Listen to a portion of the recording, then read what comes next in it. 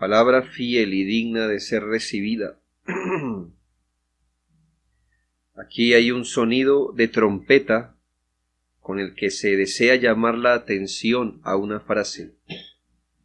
Al parecer, esta frase, palabra fiel y digna de ser recibida, era una frase, por así decirlo, que venía de un dicho, que luego se convirtió en un dicho cristiano, cuando el asunto a hablar era de mucha importancia.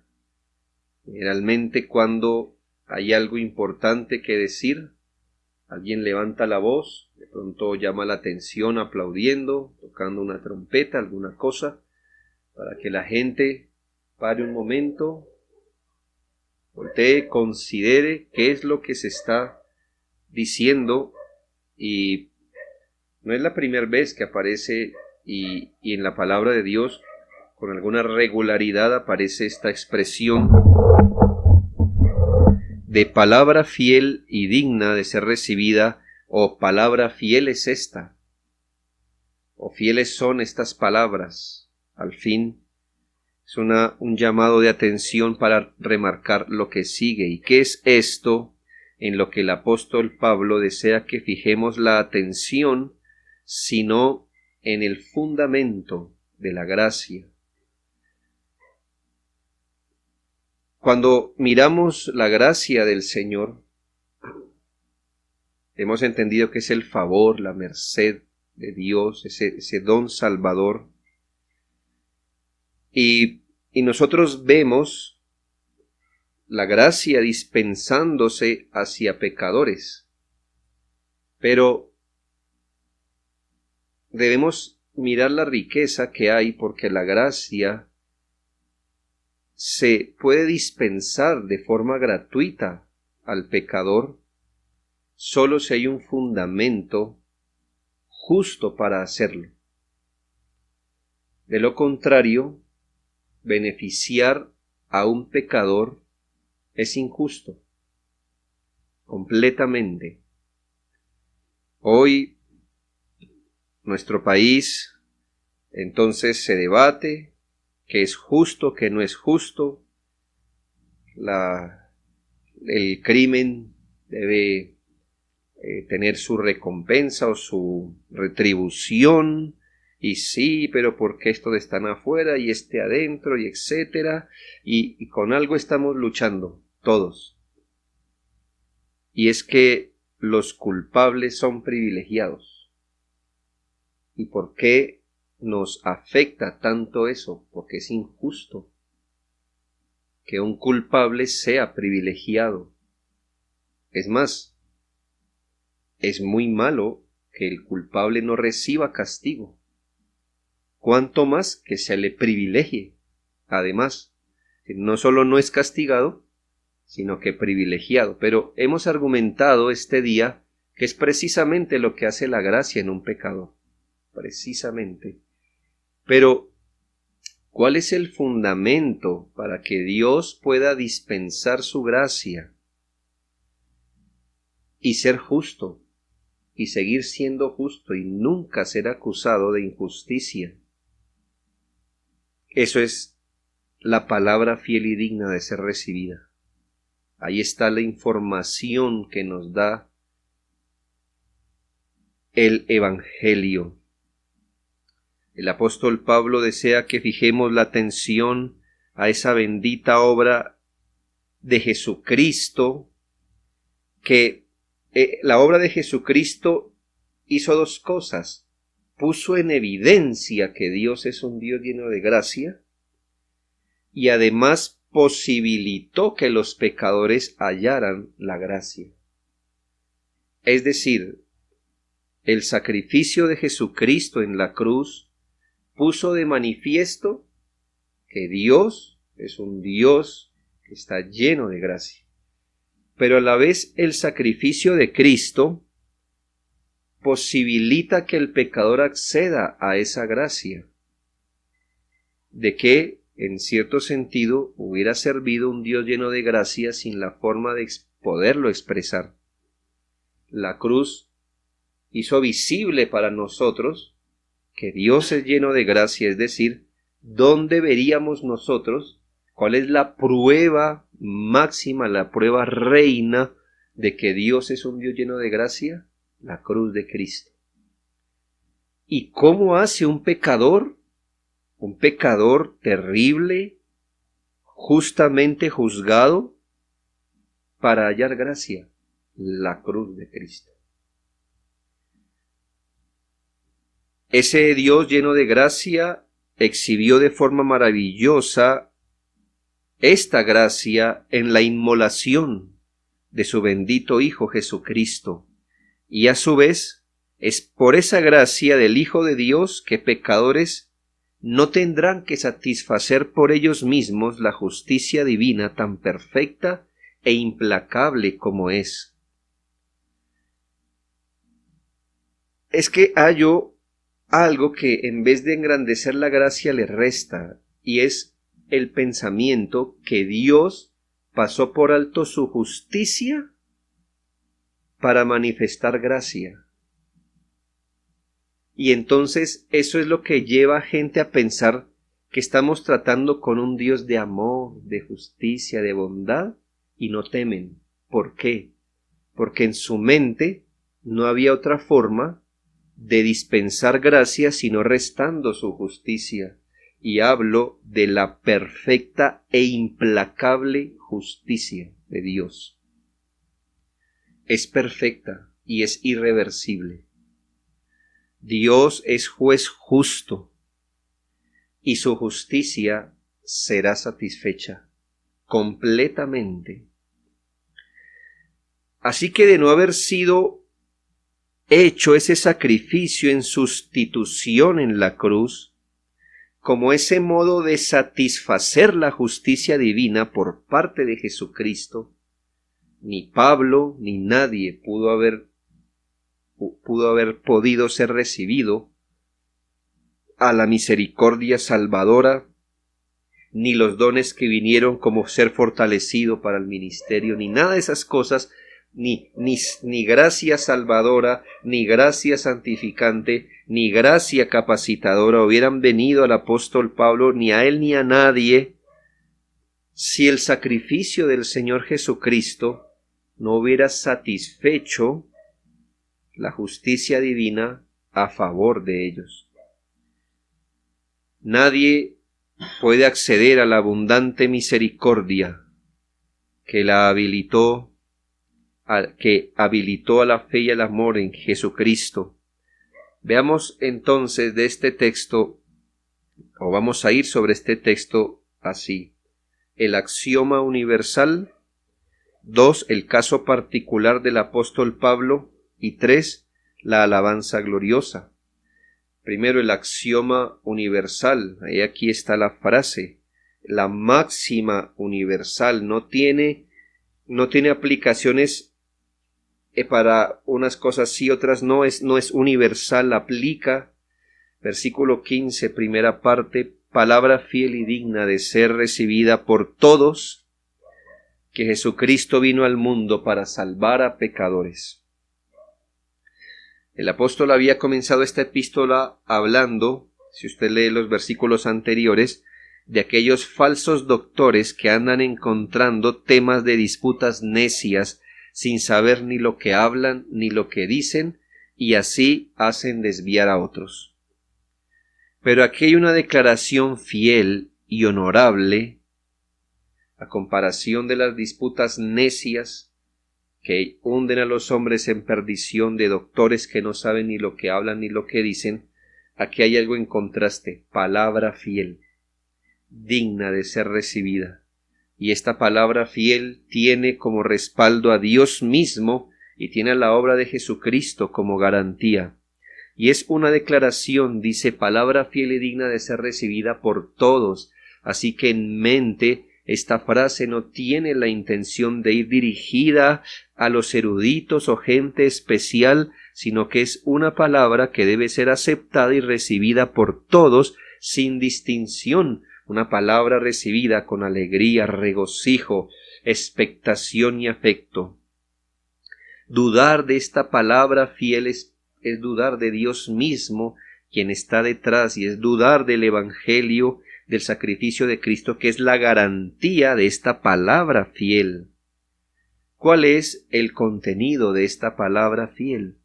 ¿Qué es lo que debe ser enmarcado con tanto cuidado y expresado con firmeza? Pues no es más ni menos que la salvación de pecadores por un Dios justísimo, sin que esto menoscabe la gloria de Dios, antes exaltarla. Esta es la sustancia del Evangelio, es la sustancia de las Escrituras. Y deberíamos preguntarnos entonces, ¿qué cosa fue hecha para que ese Dios que es justo y misericordioso a la vez salvara a pecadores desafiantes que nada merecen? ¿Qué cosa fue hecha para que ese Dios que es justo y misericordioso a la vez salvara a pecadores desafiantes que nada merecen, de manera que no se restara nada a la perfección de Dios y Él pudiera derramar gracia a su favor? Pablo se sitúa de esta forma, o sitúa las palabras de esta forma, que Cristo Jesús vino al mundo para salvar a los pecadores. Esta es una frase gloriosa, pues, como han afirmado algunos, mientras todas las religiones le enseñan a uno cómo llegar a sus dioses, cómo hace uno algo para alcanzar la bendición, el Evangelio dice que en este caso, en nuestro caso, Cristo Jesús fue el que vino. Y vino a buscar y salvar lo que se había perdido. Es una frase gloriosa. Cristo Jesús vino al mundo para salvar a los pecadores. Yo le dije esta mañana que son esas frases que abarcan, y no hay ninguna parte de la Biblia donde esta frase no alcance, no abarque, no la tenga amparada. Y gente hoy que cree que busca al Señor debería medir su búsqueda, si es real o no, y si está bien enfocada su búsqueda de Dios o de Cristo, respondiéndose con este versículo. ¿Qué buscan en Jesucristo? ¿Qué exactamente la gente busca en Jesucristo? Pues aquí nos dice exactamente para qué vino Jesucristo. Jesucristo, y lo decimos con respeto, no es como ese vendedor ambulante que le vende desde la pomada, ¿verdad?, hasta la loción, le vende el corta uñas, todo tiene en una maleta. Gente piensa que Jesucristo es así, que Jesucristo fue enviado por el Padre para cualquier tipo de cosa que el hombre necesite. Personas van a Él buscando el trabajito, la salud, el problema familiar, cosas así. Pero aquí está la frase, la palabra fiel y digna de ser recibida, que Cristo Jesús vino al mundo, sí, para salvar pecadores. De eso se trata la venida de Jesucristo. Y esta frase encierra mucha riqueza. No podemos leer Filipenses 2 del 5 al 8 sin asombrarnos de la gracia de Dios en Jesucristo. Dice hablando de Jesucristo, el cual, siendo en forma de Dios, no estimó el ser igual a Dios como cosa que aferrarse, sino que se despojó a sí mismo, tomando forma de siervo, hecho semejante a los hombres, y estando en la condición de hombre, se humilló a sí mismo, haciéndose obediente hasta la muerte, y muerte de cruz. Considere que Jesucristo, según este texto, vino al mundo dejando su gloria y negándose a los beneficios que ella le confería, de forma natural. El Señor no fue glorioso porque se lo ganó. Él es eternamente glorioso y dejó su gloria negándose a sí mismo a los beneficios que le corresponden por naturaleza. No deje de asombrarse al considerar que nuestro Señor Jesucristo vino al mundo, pero no al mundo como lo conoció Adán, recién creado y sin pecado, sino que vino a un mundo pecador en un contraste inédito, porque ¿cuál es su casa natural? ¿Cuál es la condición natural del Señor Jesucristo? Las glorias del cielo, la perfección. Y aquí viene, dejando las glorias celestes, donde todo es perfecto, infinitamente puro, a un mundo imperfecto, caído, a terreno donde gobierna el enemigo, donde hay gente adversa. ¿Y qué encontró? Que ni siquiera el pueblo al cual vino como pariente lo recibió. En este mundo se encontró, aún antes de nacer, que Satanás y el mundo conspiraron para acabarle, y recibió todo tipo de ofensas, desplantes y humillaciones completamente ajenas a su existencia eterna en glorias, gozos y perfecciones. Cristo Jesús vino al mundo, a ese mundo. Pero esta palabra fiel y digna de ser recibida dice además que el Señor Jesucristo vino al mundo como un hombre. ¿Cómo es que vino? No apareció aquí en su calidad de segunda persona de la Trinidad. De lo contrario, pues nadie lo hubiera visto en su inmensa gloria. No vino en espíritu, en gloria inmensa y perfecta, sino que para introducirse a este mundo lo hizo desde el vientre de una judía común. Lo hizo abandonando voluntariamente su majestad, velando su poder y quedando sujeto a todo aquello que es inherente a la existencia humana, salvo el pecado. Vino en debilidad, vino en necesidad, vino en privaciones completamente ajenas a su existencia intertrinitaria. Vino a vivir de una forma que jamás, eternamente, jamás había vivido así. Pero recuerde que el Señor vino al mundo como hombre, pero como un siervo entre los hombres, sujetándose él mismo a la ley que como Dios él había dado, para cumplir desde su humanidad las demandas justas de Dios, someterse él mismo a cada precepto, línea por línea, palabra a palabra, a los requerimientos de la justicia divina, sin fallar en ningún precepto, en ninguna línea, en ninguna palabra. Pero Jesucristo vino al mundo a someterse a la penalidad que merecen aquellos que viven para transgredir la ley de Dios diariamente. Es decir, vino al mundo a morir para dar satisfacción a la justicia divina, cumpliendo todo y sometiéndose al castigo como si hubiera fallado en todo. ¿Y por qué todo esto?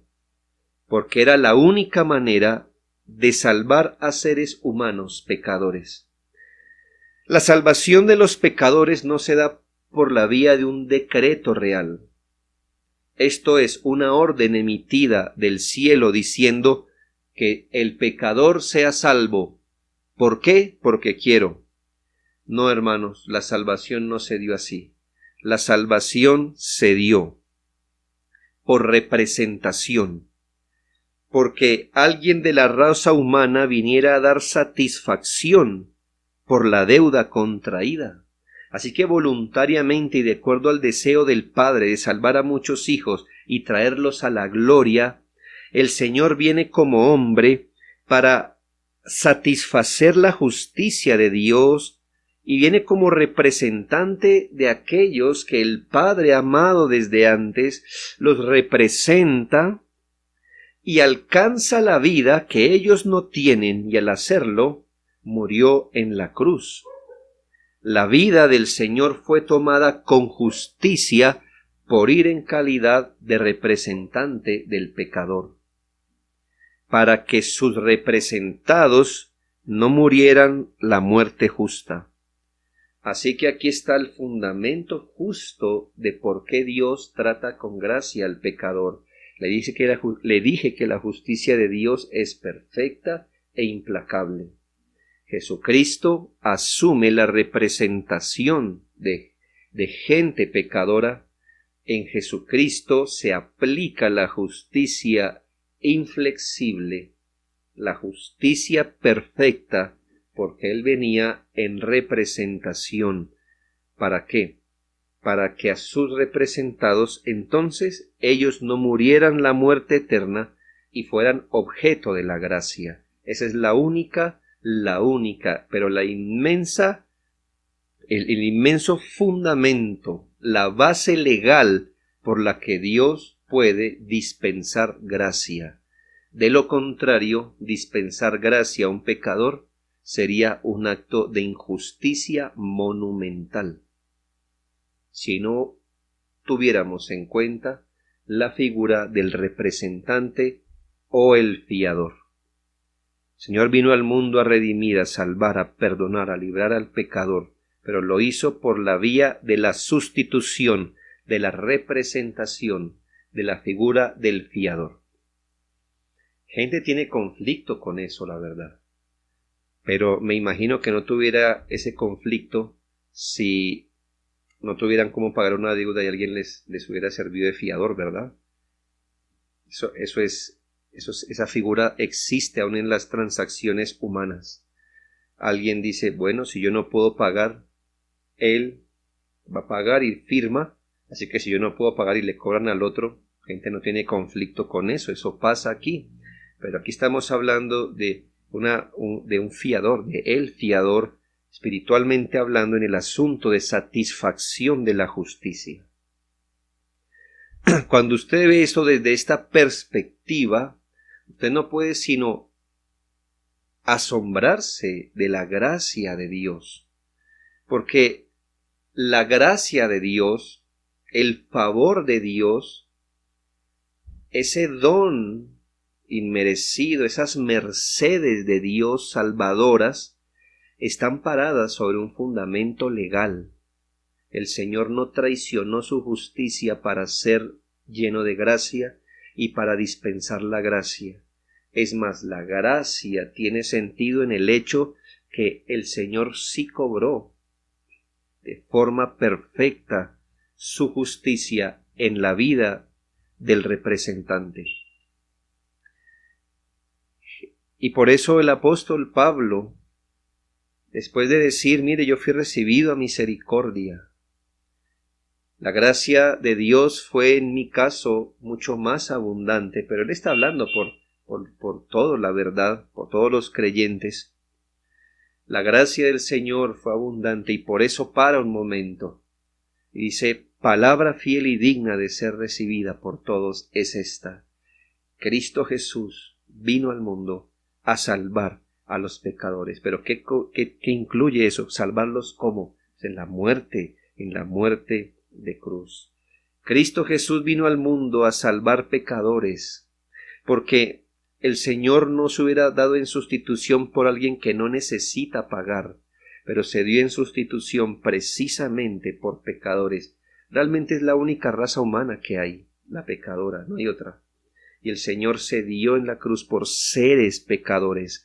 De manera que puedo hacer estas preguntas. ¿Ha nacido usted en pecado? La salvación es para gente como usted. ¿Ha pecado? Pues la salvación fue hecha para individuos como usted. ¿Es pecador? Jesucristo vino al mundo a salvar a los pecadores, no al mayor de los pecadores, no a los pecadores de cierta categoría, ni de cierta intensidad, ni al de pecados escandalosos, sino a pecadores. No interesa. Realmente el problema es suyo, pero no de la justicia divina. Si usted es un pecador grande, mediano, pequeño, superficial, público, privado, lo que sea, la Biblia dice, Cristo Jesús vino al mundo a salvar pecadores. Pecadores. Que yo soy de lo peor, todavía cabe. Que yo soy de poquito, todavía cabe. Vino a salvarlos, vino a salvar a los pecadores de todo tipo, incluso a los pecadores notorios, los peores y los principales pecadores, como Pablo cree que él es. ¿Es pecador? Estas palabras fieles y dignas deben ser creídas y recibidas por usted, que Jesucristo vino al mundo a salvar pecadores. Vino a entregar su vida en la cruz, y en la cruz, como le dije, vemos la mayor exhibición de la gracia, no gracia para Jesucristo, para Él justicia, es la exhibición de la gracia. Todo pecador que quisiera saber qué es la gracia salvadora debe ir a la cruz de Jesucristo, ponerse bajo su influencia, creer en ese sacrificio y experimentar en su vida el poder transformador, regenerador, sustentador de la gracia salvadora. ¿Alguno aquí cumple el requisito de ser pecador? Él vino a salvar gente de esa categoría. El único que no tiene por qué seguir escuchando este mensaje, si le aconsejo que no lo haga, no, vea otra cosa ahorita mismo, apague el televisor. El que yo le aconsejo que no vea este mensaje, el que no es pecador, no lo siga viendo. Vea chistes ahorita, le queda mejor. Este mensaje es para quien es pecador, palabra fiel y digna de ser recibida, ni siquiera para el que era pecador. Si usted ya dejó de pecar, no escuche esto, le va a sonar risible y ridículo.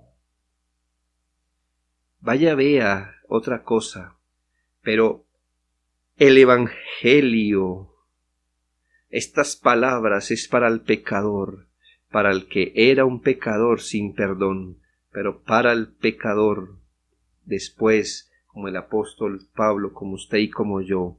Él vino al mundo no para llamar al justo, sino a los pecadores al arrepentimiento. Eso hay que declararlo con firmeza y debería ser proclamado a voz en cuello. ¿No sabe qué evangelizar? Este es un versículo para evangelizar. Si solo se aprende este, ya sabe cómo evangelizar. Cristo Jesús vino al mundo a salvar pecadores. Esa es. ¿Qué más debe decir además de eso? ¿Qué más debe? Argumente alrededor de eso. Pero después de eso es un evangelio inventado por usted. Este es el evangelio. Esta es la palabra fiel y digna de ser recibida. Segundo, el caso particular del apóstol Pablo.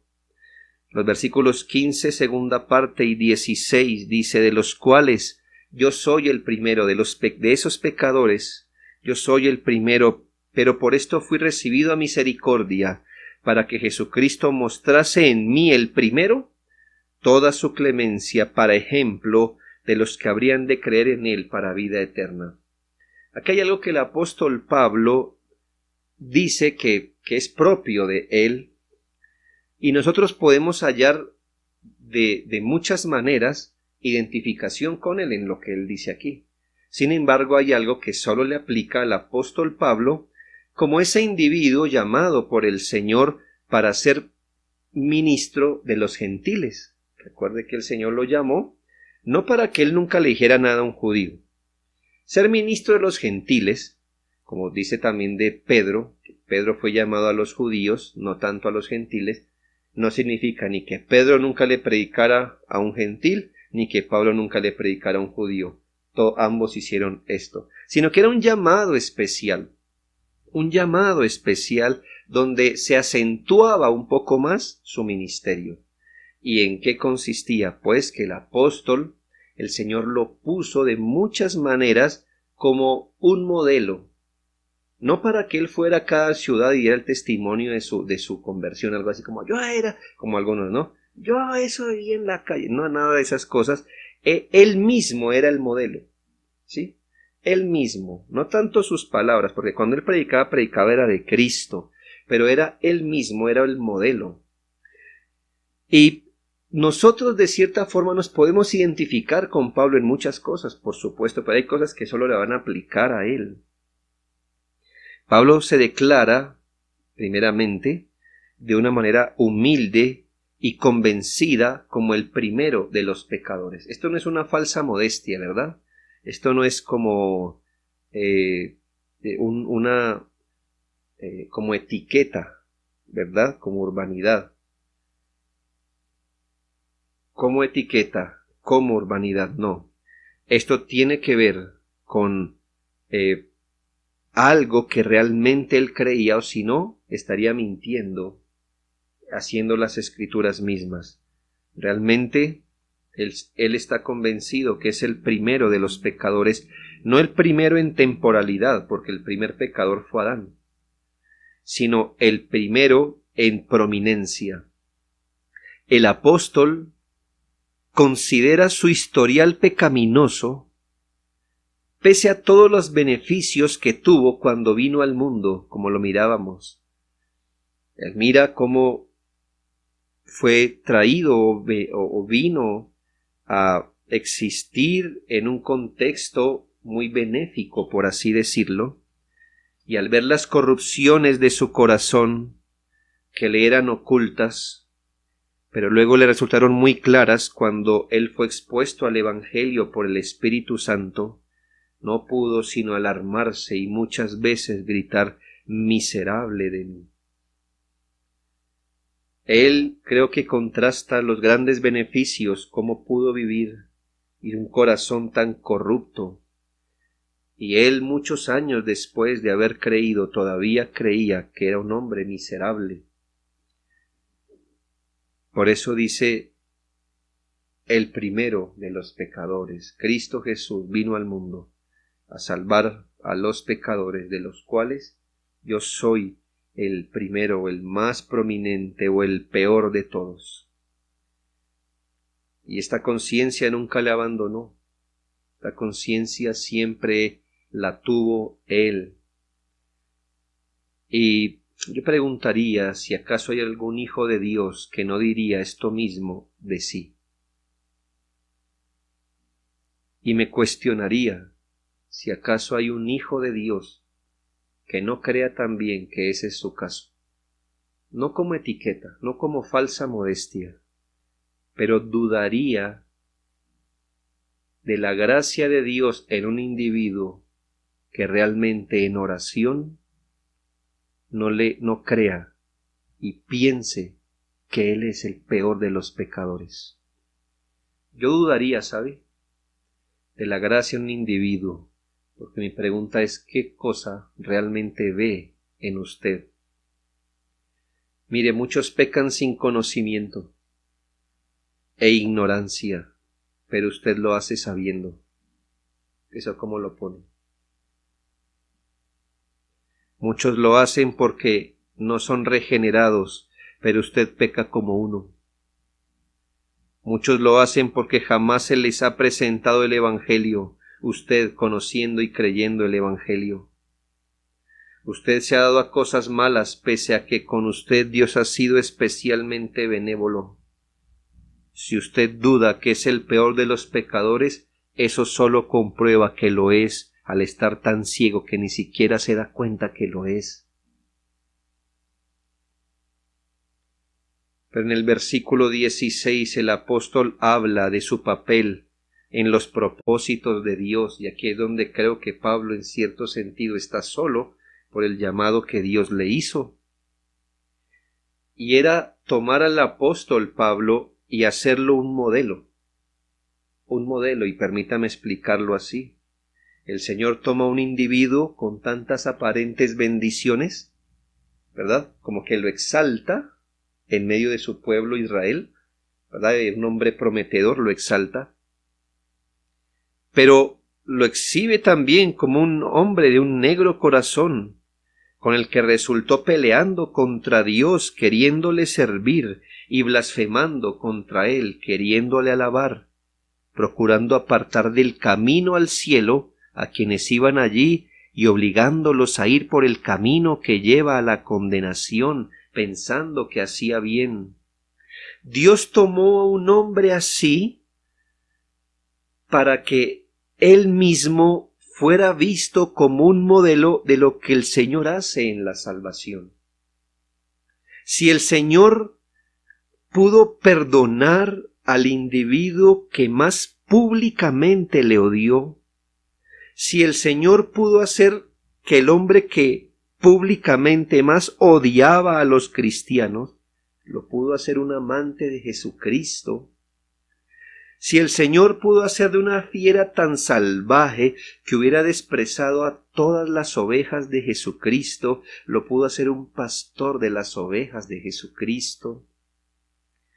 Si el Señor pudo hacer de un injuriador un hombre que hoy dice palabra fiel y da palabras fieles y de buena voluntad, si Dios pudo haber hecho eso con el hombre que encarnaba y que era la cara pública, la antítesis de Jesucristo en su tiempo, si el Señor pudo salvarlo a él, entonces todos pudieran decir, entonces yo tengo esperanza, si no he ido tan lejos como el apóstol. Si el Señor puede perdonar y amar a quien antes le persiguió, todos tenemos esperanza. Si derramó su gracia sobre un hombre que dio su vida por acabar con el cristianismo y dio su consentimiento cuando les mataba, había esperanza para todos. Y si el Señor pudo tomar un hombre así y hacer al hombre que más trabajó por el evangelio de su tiempo, porque él dice, he trabajado más que todos, quien se supone que estaba dispuesto a ser el que más hizo en contra del evangelio, Dios lo transforma para que fuera el hombre que más hizo por el evangelio en su tiempo. Si el Señor hizo eso en él, entonces todos tendríamos esperanza si no hemos ido tan lejos como él. El Señor lo puso así para alentar a creer en Cristo para vida y salvación, aunque sean pecadores tan grandes. Por eso la conversión del apóstol Pablo se recuerda una y otra vez en el Nuevo Testamento, no para la gloria de Pablo, sino para esperanzar a otros en Jesucristo. La conversión del apóstol también es un aliciente para aquella nación judía que desechó al Señor en su incredulidad, afirmándoles que Dios no les había desechado a todos como tal. Había desechado al pueblo de Israel como nación, pero no a todos individualmente. Pablo es la prueba, un judío contrario a Cristo, convertido al Señor. En Pablo el Señor demuestra que el primero de los pecadores puede convertirse en el más laborioso de los santos, y esto por la gracia de Dios en él. Palabra fiel, hermanos, esto no hubiera sido posible si el mismo Señor Jesucristo no hubiese tenido en mente a Pablo también cuando moría en la cruz. Y finalmente, hermanos, la alabanza gloriosa. El versículo 17 termina con una doxología. Por tanto, al Rey de los siglos, inmortal, invisible, al único y sabio Dios, sea honor y gloria por todos los siglos de los siglos. Muchos piensan que esta es una alabanza al Rey, a Dios, en general, Padre, Hijo y Espíritu Santo, pero otros también piensan que es una dedicada solamente al Señor Jesucristo. Yo creo que es así porque en todo el párrafo se está hablando de la gloria del Señor Jesucristo y por supuesto que aquí nos está dando la gloria al Señor Jesucristo en detrimento del Padre y del Espíritu Santo. Algo está incluido. ¿Por qué? Pues ¿quién es el Padre de toda bendición? Sino pues el Padre, ¿verdad? La fuente, el origen. Y como un pecador como Pablo fue traído a Cristo sino por el Espíritu. Pero aquí se está realzando al Señor como Salvador. Todo empezó con doy gracias al que me fortaleció, a Cristo Jesús nuestro Señor. Una declaración de adoración a Jesucristo como Señor, como poderoso, como majestuoso. Así que pongamos esto en orden. El apóstol Pablo fue recibido a la misericordia de la salvación. Esto significa que sobre él fue derramada gracia salvadora, gracia transformadora, gracia capacitadora, ¿Y esto por qué? Porque Jesucristo vino al mundo a salvar pecadores, lo que exhibió que nuestro Dios es un Dios de gracia y lo que posibilitó que pecadores fueran alcanzados y renovados. Sin cruz no hubiésemos conocido nada de la gracia de Dios, y de haberlo hecho no habría habido manera de acceder a ella. Por eso Cristo debe ser alabado, porque en la cruz Él exhibió que Dios es un Dios de gracia, pero estiró la mano, posibilitando así que pecadores la hallaran. Considerar la gracia salvadora debe hacernos conscientes de nuestras obligaciones de adoración al Señor. Obligaciones de afecto al Señor.